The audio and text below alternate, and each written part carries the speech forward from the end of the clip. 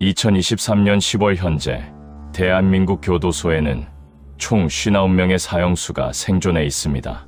유영철, 강호순 등 우리 사회를 공포에 떨게 했던 악명 높은 살인마들이 그 명단에 올라있죠. 하지만 이 중 유일하게 외국인 신분으로 복역 중인 사형수가 있다는 사실을 알고 계십니까? 그의 이름은 왕리웨이, 국적은 중국입니다. 국경을 넘어와 죄를 짓고 25년째 우리 세금으로 한국 콩밥을 먹고 있는 이 악마. 그가 저지른 미스터리 사건의 전말은 단순한 살인을 넘어 대한민국 사법 시스템의 치명적인 허점을 고발합니다. 이야기는 2000년 4월 28일 경기도 안산시 선부동의 한 아파트로 거슬러 올라갑니다. 자정이 다 돼갈 무렵 한 주민이 어두운 밤길에서 도저히 그냥 지나칠 수 없는 무언가를 발견합니다. 그가 조심스레 다가갔을 때 목격한 것은 옷이 벗겨진 채 처참하게 사망한 24세 여성 남 씨의 시신이었습니다. 그는 야근 후 홀로 귀가하던 중 평범했던 일상 속에서 끔찍한 비극을 맞이했습니다. 시신의 상태는 형언할 수 없이 잔혹했습니다. 범인의 공격은 머리 부분에 집중되어 있었고 흉기는 다름 아닌 피 묻은 돌덩이였습니다. 뒤통수에 2번, 얼굴에 2번, 총 4번의 가격. 두피는 파열되고 두개골이 심하게 손상되어 안면부가 심하게 일그러져 형체를 알아보기 힘들 정도였습니다. 주변 도로에는 피가 흥건하게 고여 사건 당시의 참혹함을 고스란히 증명했습니다. 범인은 살해 후 피해자의 지갑에서 고작 현금 3만 원을 훔쳐 달아났습니다. 돈을 노린 강도 살인으로 보기에는 훔친 돈이 너무 적고 복수심으로 보기엔 피해자와의 관계가 전혀 없었습니다. 이것은 단순한 금전 강도나 보복이 아닌 인간의 가장 어두운 심연에서 솟아난 광기였습니다. 그리고 그 광기는 더욱 소름 돋는 변태적인 형태로 드러납니다. 우리가 알던 세상은 그날 밤 영원히 무너졌습니다.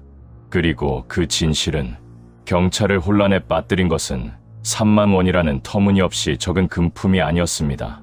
현장에 남아있던 가장 중요하고도 역겨운 단서는 바로 범인이 피해자의 음부에 나뭇가지를 넣었다는 점이었습니다. 한복판에서 변태적인 성폭력을 저지른 후 살인까지 자행한 극도의 성도착 범죄.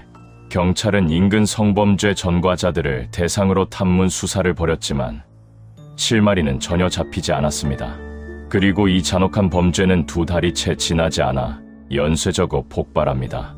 경찰을 혼란에 빠뜨린 것은 3만 원이라는 터무니없이 적은 금품이 아니었습니다. 현장에 남아있던 가장 중요하고도 역겨운 단서는 바로 범인이 피해자의 음부에 나뭇가지를 넣었다는 점이었습니다.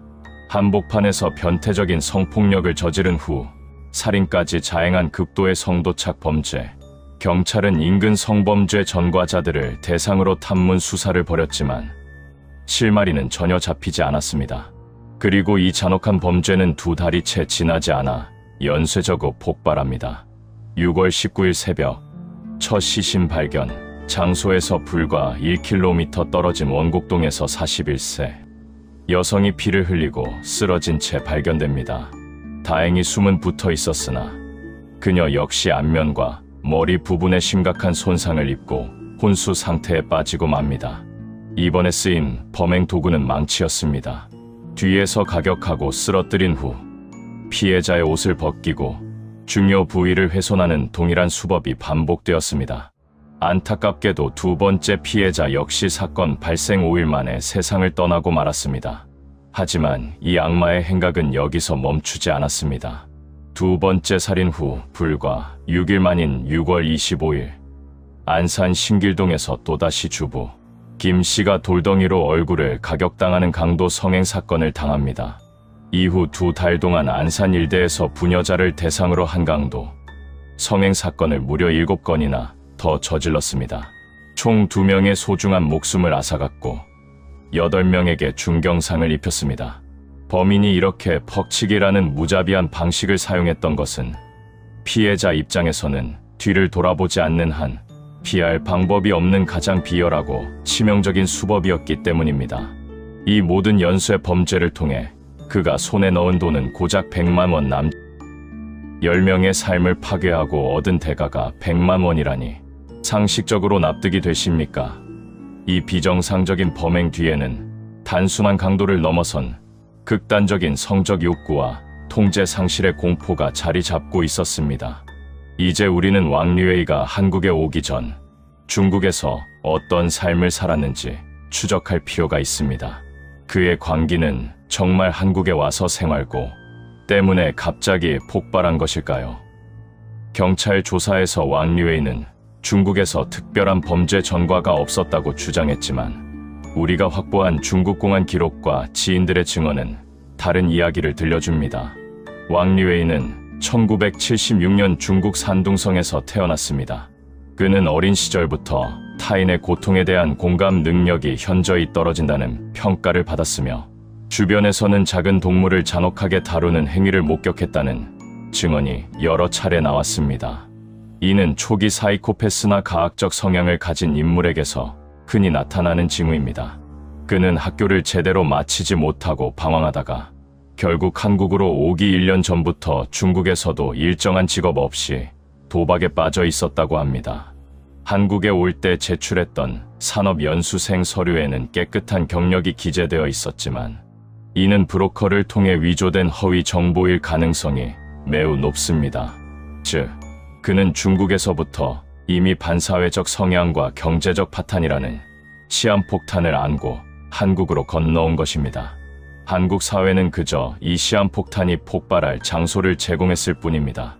그의 범죄는 결코 한국에 와서 발생한 것이 아니라 그의 내면에서 숙성된 악마성의 결과였습니다. 이처럼 한국 입국 이전부터 쌓여온 광기와 좌절은 그가 한국에서 불법 체류자, 신세가 되자마자 걷잡을 수 없는 연쇄 폭력으로 이어졌습니다. 드디어 살인마는 전직 프로파일러의 분석을 통해 이 살인마가 숨긴 충격적인 성도 착증의 실체가 밝혀집니다. 그리고 이 악마의 발목을 잡은 단 한 장의 수표, 논픽션 팩토리가 찾아낸 결정적인 증거가 공개됩니다. 경찰은 이 연쇄 범죄가 단순한 퍽치기 강도가 아님을 확신했습니다. 잔혹함과 성적 훼손이라는 두 가지 키워드가 범인의 심리를 꿰뚫는 열쇠였습니다. 10명의 피해자를 상대로 100만 원이라는 터무니없이 적은 돈을 노린 범죄. 이것은 강도 행위가 극단적인 성적 만족을 위한 수단이었음을 의미합니다. 경찰은 사건 해결을 위해 당시 드물었던 프로파일링 기법을 동원했습니다. 수사팀과 협력했던 전직 프로파일러의 분석 결과는 충격적이었습니다. 경찰 조사에서 왕리웨이는 자신이 생활고를 겪다가 돈을 마련하고 성적 욕구를 해소하고자 범행을 저질렀다고 자백했습니다. 그러나 그의 심리적 밑바닥은 단순한 욕구를 넘어선 깊은 트라우마를 품고 있었습니다. 놀랍게도 왕리웨이는 발기부전증을 앓고 있었습니다. 정상적인 성관계를 통한 만족을 얻지 못했던 것입니다. 이와 동시에 그는 상대에게 가학적인 행위를 가함으로써 성적 흥분을 느끼는 성도착증 섹슈얼 세디즘을 가지고 있었습니다. 즉, 그는 정상적인 성생활이 불가능했고 그 좌절된 성적 욕구와 분노, 그리고 남성성 상실에 대한 열등감을 무고한 여성들에게 변태적이고 잔혹하게 해소했던 것입니다. 이것이 바로 범인이 피해자의 음부를 훼손하고 나뭇가지를 삽입하는 등 인간성을 찾아볼 수 없는 비열한 범행 방법을 사용했던 이유였습니다. 무고한 피해자에게 극도의 고통과 굴욕을 주는 행위 자체가 그에게는 유일한 통제감과 성적 만족을 안겨주는 팩토리의 생산 라인이었던 것입니다. 그가 피해자에게서 훔친 3만 원이나 100만 원은 자신의 광적인 성도착증이라는 제품을 완성하는 부속품에 불과했던 것입니다. 프로파일링을 통해 범인의 윤곽은 잡혔지만 현실의 수사는 여전히 미궁이었습니다. 인근 외국인 노동자들과 불법 체류자들, 수만 명을 대상으로 탐문 수사를 벌이는 것은 거의 불가능에 가까웠습니다. 안산이라는 이국적인 환경에 교묘하게 숨어든 왕리웨이를 잡을 수 있는 방법은 없는 것처럼 보였습니다. 바로 이때 경찰은 기적적으로 결정적인 단서를 포착합니다. 세 번째 피해자였던 주부 김 씨에게서 빼앗았던 10만 원짜리 수표 3장이 사용된 흔적이 나온 것입니다. 2000년 7월 10일 한 은행에서 20대 청년이 이 수표를 사용했는데 직원은 수표를 건넨 남성에 대해 말이 좀 서툴렀던 외국인이라고 진술했습니다. 이것은 대중이 절대 알 수 없었던 사건을 해결한 단 한 줄의 정보였습니다. 즉각 경찰은 수표에 묻어있는 지문을 감식했습니다. 그 결과 지문은 24세 중국인 남성 왕류웨이를 가리켰습니다. 왕류웨이는 사건 1년 전 산업연수생 신분으로 한국에 왔으나 일이 너무 힘들다는 이유로 2달 만에 근무지를 무단이탈하여 이미 불법 체류자 신분이 된 채 안산 일대를 전전하고 있었습니다. 이처럼 왕류웨이의 발목을 잡은 것은 그의 잔혹함이 아닌 그가 훔친 고작 30만원짜리 수표 한 장과 말이 서툴던 외국인이라는 은행 직원의 예리한 증언이었습니다. 이 지문이 없었다면 이 연쇄 살인마는 아마 영원히 잡히지 않았을 것입니다. 귀가 찬 일은 체포된 왕류웨이가 보인 충격적인 반성의 부재와 그가 대한민국 법 집행의 허점을 노리고 자행한 교활한 법정 전략이 공개됩니다. 이 악마는 끝까지 피해자 코스프레를 멈추지 않았습니다. 결정적인 증거인 수표 지문 덕분에 검거된 왕류웨이가 보인 태도는 반성은 고사하고 듣는 이의 뺨을 치고 싶을 만큼 뻔뻔했습니다. 경찰서와 검찰 조사 내내 그는 스스로를 피해자 코스프레하는 데 주력했습니다.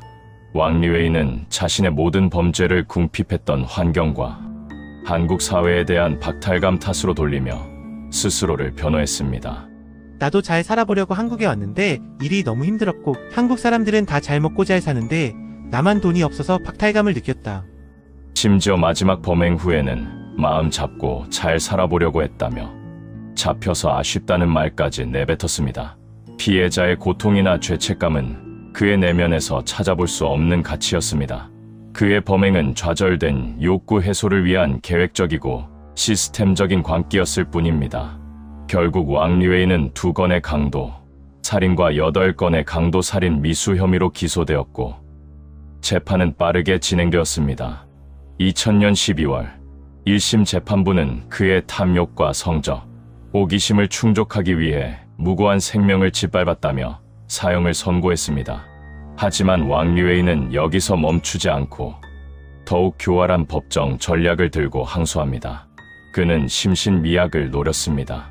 항소심에서 그는 과거 중국에서 사고를 당해 정신이 온전치 못하다는 주장을 펼치며 우울증을 들먹였습니다.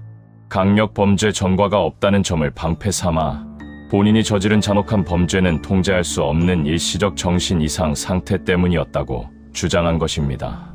이 대목에서 일각에서는 한국의 법 집행이 중국보다 관대하다는 점을 노린 것이 아니냐는 비판이 터져 나왔습니다.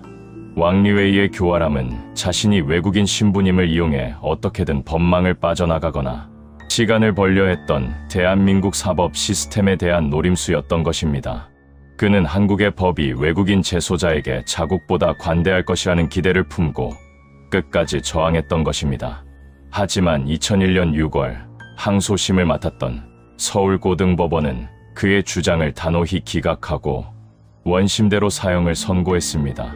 재판부는 범행 방법이 인간성을 찾아볼 수 없을 정도로 비열하고 잔인하다는 말을 남기며 그의 교활한 변명에 종지부를 찍었습니다.